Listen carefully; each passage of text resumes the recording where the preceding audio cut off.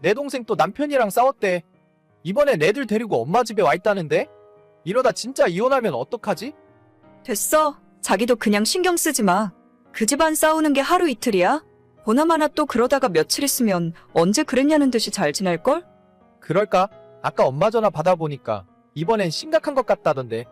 매제가 이번에 또 바람 피우다가 걸렸다 하더라고. 진짜 바람도 병이다. 딸이 둘이나 있는데 진짜 미친 거 아니야? 이참에 그냥 콱 갈라서라고 해. 내가 볼 때는 그거 못 고쳐. 내가 그런 말을 어떻게 해? 이혼하라고 했다가 진짜 이혼하기라도 하면 그걸 어떻게 책임지냐? 벌써 걔네 큰딸은 유치원 갈 나이야. 애 둘을 여자 혼자서 어떻게 키워? 아니 못 키울 거 뭐가 있어. 어차피 어머님 집에 계신데 애들 어머님에게 맡겨두고 신우가 나가서 돈 벌면 되지. 신우가 이혼하면 혼자 나가서 살 수 있는 것도 아니고 어차피 어머님 댁에서 얹혀 살 거 아니야? 그러게야 할 테지만 그래도 자기 일은 자기가 알아서 하겠지. 괜히 내가 오지랖 넓게 나서고 싶지 않아. 그럼 그냥 가만히 있어봐. 그 두 사람 얼마 안 있으면 또 좋다고 난리칠걸? 그게 맞는 건지 모르겠다 이젠. 저는 남편과 맞벌이를 하고 있는 30대 후반의 여자입니다.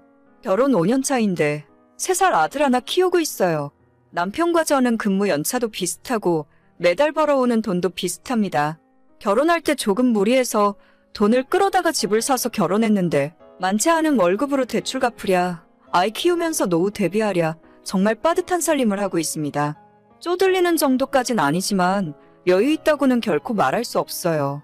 원래는 결혼할 때 둘째까지 낳을 계획이었지만 이대로 무책임하게 둘째까지 낳았다가는 도저히 아이 키우면서 학원도 못 보낼 것 같고 고생만 시킬 것 같더라고요. 그래서 눈물을 머금고 하나만 잘 키우면서 살기로 했는데 문제는 저희가 아니라 신혼애였죠. 신혼애 부부는 애초에 외벌이인데다 벌이도 많지 않아서 상황이 좋지 않았어요. 집도 오래된 빌라에서 월세로 살고 있고 항상 생활비가 부족해서 시아버님에게 돈을 빌리기 일쑤였죠. 하지만 첫째 딸 낳고 주변에서 다들 말리는 와중에 연년생으로 둘째까지 가져버렸고 그 뒤로 생활은 더 힘들어지고 말았어요. 첫째를 어느 정도 키워놓고 신우가 다시 일을 해서 돈을 벌었어야 했는데 둘째를 낳은 시점에서 그 집 살림은 아예 가망이 없어졌어요. 외벌이로 생활은 맨날 적자였고 신우 남편도 집안에 정을 못 붙이고 밖으로만 돌더라고요. 자기 남편이 그 모양이면 신우라도 아이들을 위해 정신 똑바로 차리고 살아야 할 텐데 사실 신우도 마찬가지였습니다. 지금까지 제대로 된 직장에서 일을 해본 적도 없고 결혼하기 전까지 시부모님 댁에 얹혀 살면서 가끔 아르바이트나 하며 지내왔어요. 술집에서 즉석으로 만난 남자와 사귀는 중에 뱃속에 아이가 생겨서 급하게 결혼을 하게 됐고 엄마가 될 준비가 전혀 안 된 상황이었죠. 하루가 멀다 하고 시부모님이나 우리 남편에게 전화를 걸어서 본인 남편 용을 보고 돈 없어서 살기 힘들다며 우는 일이 다반사였습니다. 그래도 아무리 싸우고 헤어질 것처럼 하다가도 며칠 지나면 다시 화해하고 살고 있길래 그냥 저 집은 저렇게 사는가 보다 하고 있었는데 결국 올해 초 고비를 넘기지 못했어요. 내 동생 결국 이혼한다더라. 진짜 걔는 이제 어쩌려고 그러지? 애는 그럼 누가 키운대? 동생이 키우지 누가 키워? 매제 쪽은 벌써 다른 여자랑 바람난 상황인데 잘도 애를 데려가려 하겠다. 아니 그럼 고소라도 해야 하는 거 아니야? 어떻게 딸이 둘이나 있는데 다른 여자랑 바람을 피워? 그게 사람이야? 아 몰라. 걔네 지질이 가진 것도 없어서 재산 분할할 것도 없어. 위자료 좀 받고 양육비 얼마씩 받을 거라 하던데 그 양아치 같은 놈이 제때 잘 보내주려나 모르겠다. 일단 아버님 댁 들어가서 살면 생활비 걱정은 안 해도 되는 거 아니야? 둘째 조금만 크면 어머님한테 아이 봐달라 하고 신호도 나가서 일하라고 해야지. 우리 아빠 야간 경비하면서 버는 돈으로는 내 동생이랑 애 둘까지 못 키우지. 부모님 노후도 생각해야 하는데 걔는 진짜 어쩔 생각인지 모르겠네. 생각해보니 그것도 그렇네. 진짜 머리 아프다. 신우가 나가서 일하는 수밖에 없어. 당신이 이야기 잘해봐. 걔가 할 수 있는 일이 있기나 할지 모르겠다. 아무튼 알겠어. 엄마한테 또 전화 온다. 엄마는 자꾸 울기만 하는데 진짜 머리 아프네. 당신이 잘 달래드려.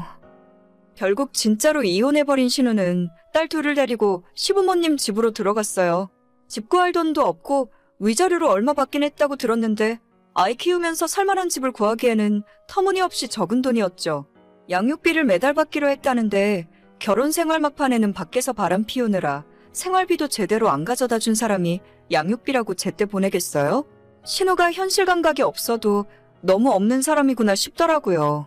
아무튼 벌써 몇 달째 시댁에서 신호가 살고 있는데 당연히 양육비는 거의 받은 적이 없답니다. 전화를 몇 번씩이나 해야 5만 원, 10만 원 이런 식으로 보낸다고 들었어요. 그게 사람 놀리는 거지 제대로 된 애아빠의 행동인가요? 시부모님들도 어쩔 수 없는 상황이니 신호와 손녀딸들을 집에 품어주긴 하셨는데 아까 남편이랑 이야기했다시피 그쪽도 사정이 막막하긴 마찬가지였죠. 결국 참다 못한 시어머니가 저희 남편에게 매달 얼마씩이라도 보내달라고 요청하셨는데 우리도 여유는 없었지만 차마 거절하긴 힘들더라고요. 남편이 본인 용돈에서 매달 얼마씩 시댁으로 보내기 시작했는데 저는 이 상황 자체가 못마땅하고 속상했지만 어쩔 수 없었죠. 당장 신호가 나가서 돈 벌어오면 좋겠는데 일자리 구하는 중이라며 그때까지만 도와달라고 해서 남편 용돈 40만 원에서 20만 원을 보냈고 저도 제 용돈에서 10만 원을 보태서 30만 원씩 어머님께 보내드리고 있었습니다. 저도 왜 이 돈을 보내야 하는지 이해가 잘 안 가지만 시댁 잘못된 죄라 생각하고 참았어요. 그런데 얼마 전 시어머니에게서 뜻밖의 연락을 받게 되었습니다. 애미야, 매번 너희가 돈 보내주는 거 잘 받고 있다. 너희들 아니었으면 큰일 날 뻔했어. 아니에요. 그나저나 아가씨는 이제 좀 어때요? 아직도 많이 안 좋아요. 말도 마라. 맨날 술만 먹고 새벽에 놀고 불고 딸린 애도 둘이나 있으면서 언제까지 저러고 있으려는 건지. 진짜 어머님이 고생이 많으시겠어요. 저희가 여유라도 좀 있었다면 좋았을 텐데. 아버님은 건강히 잘 계시죠? 아, 그게 말이다. 니네의 시애비가 이번 달이면 일을 그만두거든. 당장 집에 입이 몇 갠데 어쩌라는 건지 모르겠다. 아버님이요? 거기 정년이 있는 것도 아닌데 갑자기 왜? 이번에 그 건물 관리 업체가 바뀐다나 봐. 기존에 일하던 사람들한테 한마디 상의도 없이 다 나가라고 한다더라. 다른 일자리 구해보고 있긴 한데 저 양반도 내일 모레면 칠순이야. 아파트 경비도 잘 안 써주려고 하더라. 갑자기 그러는 게 어디 있어요? 그래서 말인데 너희들이 보내주는 돈을 당분간 늘려줄 수 없을까? 우리 연금 나오는 거랑 계산해보니까 너희들이 100만 원 정도만 보내주면 아쉬운 대로 목구멍에 풀칠은 할 수 있을 것 같은데. 100만 원이나요? 아시잖아요, 어머님. 저희도 대출 갖고 나면 살림 빠듯한 거. 10만 원 정도 더 보내드리는 거면 몰라도 100만 원은 도저히 무리예요. 그럼 어쩌니? 우리 가족 다 굶어 죽으라는 거냐? 너네 돈 관리는 너가 다 알아서 하고 있다면서? 둘이 버는데 뭐가 그렇게 맨날 돈이 없어? 저희가 벌어봤자 얼마나 번다고요. 아무튼 이따가 오빠 집에 들어오면 이야기 좀 해볼게요. 그날 퇴근하고 집에 들어가서 남편을 기다리고 있었는데 어머님에게 그 사이에 무슨 말을 듣고 온 건지 화가 잔뜩 난 상태로 집에 오더라고요. 자기 엄마가 오죽했으면 며느리한테 생활비를 달라고까지 했겠냐면서 어떻게 매몰차게 거절할 수가 있냐고 가족이 많냐고 묻는 겁니다. 저도 그 이야기 듣는 순간 시모에게는 참아하지 못했던 이야기를 쏟아냈어요. 시댁 집구석에 성인이 셋이나 있는데 그중에 최소 한 사람은 나가서 일을 해야 하는 거 아니냐고요. 적어도 한 사람은 나가서 돈을 벌고 그래도 모자라면 조금 보태줄 수도 있는데 셋이 집에서 손 빨고 놀면서 어떻게 우리한테 먹여 살리라고 할 수 있는 거냐고 남편에게 화를 버럭버럭 냈습니다.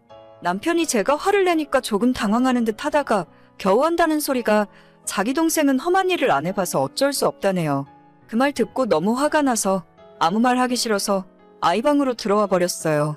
다음 날까지 화가 안 풀려서 낮에 출근해서 일하는 도중에 남편에게 카톡을 보냈습니다. 야, 네 동생은 귀하게 자라서 험한 일은 할 줄도 모르고 나는 막 자라서 회사 다니면서 일해서 돈 벌고 있냐? 무슨 말을 또 그렇게 해? 내가 언제 그런 소리를 했다고? 앞으로 내 돈으로 너네 집에 용돈 보내주면 바로 이혼이야. 돈 관리도 따로 해. 대출금이랑 매달 생활비 정확하게 반 나눠서 청구할 테니까 그 돈만 나한테 보내고 나머지 돈으로 너네 식구들 먹여 살리던지 말던지 너가 알아서 살아. 지금 나랑 장난해? 내가 장난하는 걸로 보여. 불쌍한 너네 집 식구는 너가 알아서 먹여 살리라고. 괜히 나까지 끌어들일 생각하지 말고 원한다면 이혼해 줄 테니까 아예 너도 그 집에 들어가서 같이 살던지. 이 얘기는 그만하자. 이혼은 무슨 이혼이야? 돈 관리는 앞으로도 너가 다 하고 그냥 내 용돈에서 알아서 할게. 진짜 또 당신 엄마한테 내가 돈 달라는 소리 듣게 하지 마. 시댁에 다 퍼주면 우리 애는 어떻게 키우라고. 돈 없어서 둘째 못 낳은 것도 서러운데 내 돈으로 네 조카 먹여 살릴 생각하지 마. 알겠어. 이제 그 이야긴 그만하자.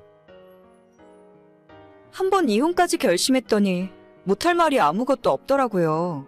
남편은 본인 용돈에서 얼마씩 시댁으로 보내는 것 같았고 며칠 전부터 신우가 시댁 집 근처 마트에서 일을 시작했다는 소리를 전해 들었습니다.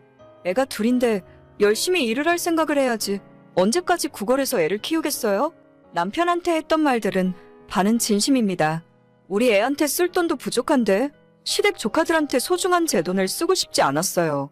한참 아이 클 때 친정엄마한테 맡겨두느라 옆에 있어주지도 못하고 일만 하면서 번 돈인데 이 돈을 어떻게 시댁에 가져다 줍니까?